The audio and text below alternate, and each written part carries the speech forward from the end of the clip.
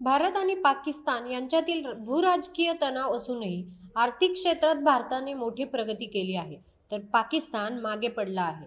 2000 मध्ये पाकिस्तानची प्रतिव्यक्ती जीडीपी $733 होती, तर भारताची केवळ $442. त्यावेळी पाकिस्तान आर्थिक दृष्टिकोनातून भारतापेक्षा पुढे होता, पण नंतर भारताने सातत्याने सुधारणा करून वेगाने प्रगती केली. 2014 मध्ये भारताची प्रतिव्यक्ती जीडीपी $1560 होती, जी 2024 मध्ये $2711 पर्यंत वाढली, म्हणजे 74% वाढ झाली. त्याउलट पाकिस्तानची वाढ फक्त 11%वर राहिली, $1424 वरून $1581 पर्यंत.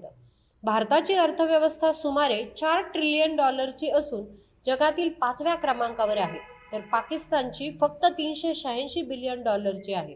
भारताने महागाई नियंत्रण, रोजगार निर्मिती आणि आर्थिक सुधारणांमध्ये सातत्याने कामगिरी केली आहे, तर पाकिस्तान आर्थिक अस्थिरतेशी झगडत आहे.